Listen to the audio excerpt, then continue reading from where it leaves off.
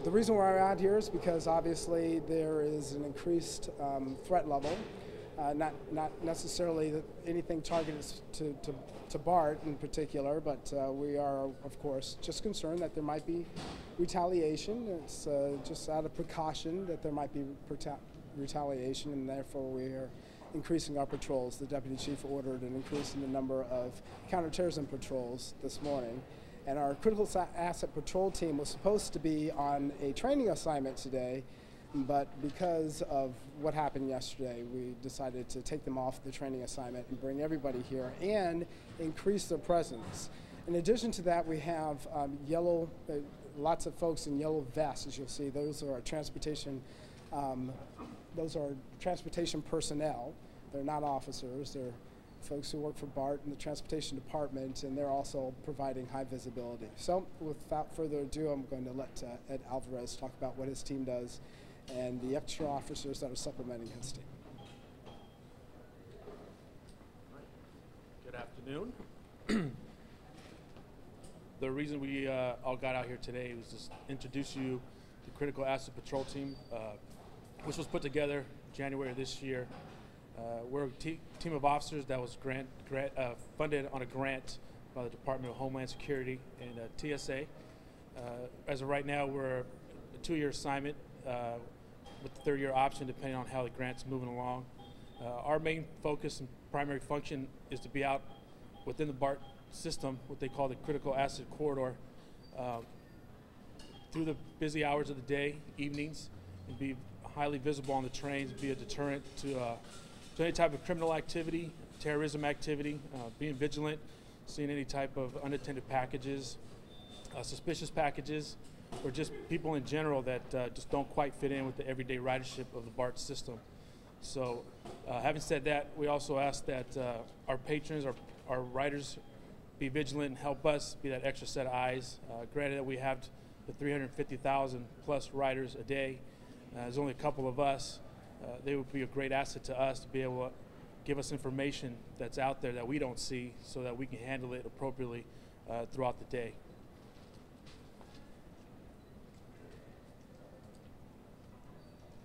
Any questions? How many officers are on the team and how many are out today?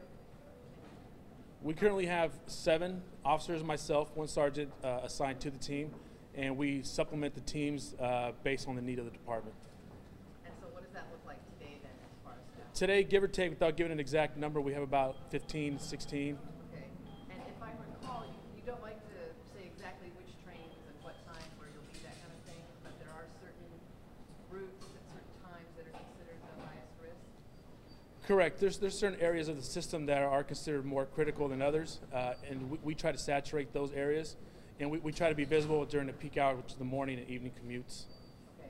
And this today, what's happening today is just based on BART's internal kind of decision making, not on based on any credible threats from anywhere? Correct. Yeah, this is just more on our part. Yes, taking the initiative. And what will riders notice, people riding the trains today? What will they see different? They'll notice all these folks back here. The uniforms they're wearing are a little bit unique and different than what the average patrol officer wears. And there's just a lot more officers that we took on today as a result of what happened yesterday. How long will the saturation be going on? Right now it's indefinite. It's up to our chief and what he feels is enough. What kind of training was scheduled to go on today? Today it's actually going to be a 2-day class beginning today, which would have been a terrorism awareness class, which they go over all the local terrorist groups and international terrorist groups. How difficult is it to do that on this system? You have subways, you have track overhead, you have I don't know how many stations now, 100 miles worth of track. You can't be everywhere. No, you're right. It's tough. We do the best we can. Just try to be visible and get on as many trains as we can. Just getting off one, getting on another, and walking through the platforms and train stations. Were new officers hired for your team? No, all these officers are all internal. It was done through a selection process. They've all tested and got selected, so they were the best group that tested as results. If there weren't any active threat or potential threat, I mean, what do they on like a normal day? What does the team do other than this kind of unique situation? They're out there every day. We, without giving the exact times of our shifts, they're out there every single day, riding the trains, the platforms, walking the stations, just being visible, letting people know that they're out there. So if anybody is looking at BART as a target, then make them think twice that there's officers that are out here and being visible. What should people be on alert for? What should they be looking for that you think they can Just looking for things that are out of the ordinary, unattended bags, suspicious packages, things that are in areas that are restricted that shouldn't be there, and just people acting different, other than the average commuter, just things that are outside of the norm. If they're out there every day, what's different about it now? There's more of them? Correct. Today we've supplemented them with more officers. So have you gone from about 7 to about 15, is that fair to say? Roughly, yes, give or take, yes. And how unique is this specific situation? You can't plan for anything like this, right? Right. And it was all put together over the evening. We all got called out last night and said, hey, be at work tomorrow. We're going to be doing this. So here we are. That's what we signed up for, last minute notifications. And luckily everything worked out and everybody showed up and here we are.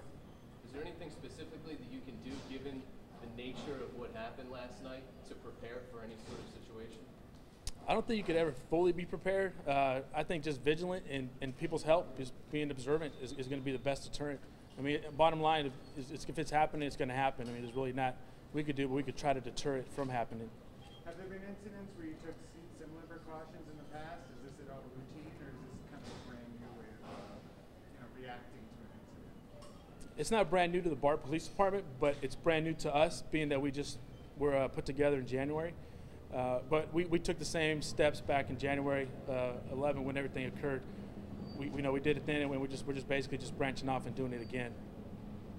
So what are we going to do on this ride along? We're going to follow along with some of your officers on trains, or? Yes, ma'am. What you'll do is when this concludes, you'll grab a group of officers or a pair of, and just walk you on the trains and stations, platforms, and just kind of see what they do. Are you guys working in conjunction with any other law enforcement or anything? No, the training classes that we go to are, we work with the FBI and the JTTF, which we have an officer assigned to. But as far as our everyday patrols, no.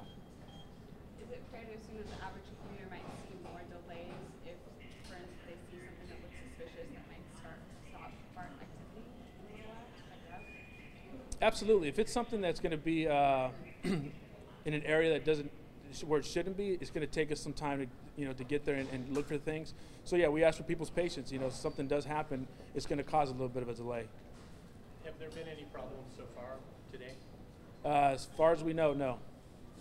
And also, while there hasn't been any specific threat against BART, has there been any kind of a general threat nationally against transit agencies? Not to my knowledge. But apart from a threat, I mean, it was safe to assume probably other transit agencies in big cities are probably doing something similar, or? Yeah, and I could just tell you what I've seen on the internet, what I've heard from the other officers here, that there is other agencies throughout the country that are pretty much doing something what we're doing, or if not bigger. What was your position before this, Lieutenant? I was a patrol sergeant. Yes. Anybody have any other questions? The yellow vested people you're talking Those are the yellow vested people. They're the transportation supervisors. And just to put a finer point on this, 50% of all terrorist attacks in the last 30 years have happened on transit, which is one of the reasons why we have our officers out here. So it's a very good idea to beef up the security, even if the federal government doesn't tell you to do so. But with that number out there, and that being the reality of the world, then obviously we want to try to secure as much as we can. And so that's why we have more officers out today. And like Officer Alvarez said, we have about 3,500 employees, most of whom have been trained in recognizing and responding to terrorism at some sort of level. But we have 350,000 riders every day, and that's 700,000 pairs of eyes who can help us out. So if you see something suspicious, say something. Please report it. You can go to either end of the train car and use the train operator's intercom button and talk to them and report it, or pick up the phone, dial 911 or the BART police number. Good idea to dial that and program it into your mobile phone, or certainly just flag down anybody in a yellow vest or any BART police officer. So that's what we're encouraging our passengers to do. But be on alert today, tomorrow, and every day in the future. And indication that there are fewer passengers today on this Monday than other Mondays, maybe I haven't seen any numbers yet. Whenever these things happen, we generally never see a drop. It's not something that most people get scared about. Where did that 50% number come from? Is that only in this country? If you look at the last 30 years of all the terrorist attacks, about 50% of them have happened on transit, buses, trains, planes, automobiles, I guess, but mostly dealing with transit. So, and we're a top 10 terrorism target in the state. So, we BART, yeah. This is in the country, the 50% number? Around the world. Around the world. Yeah.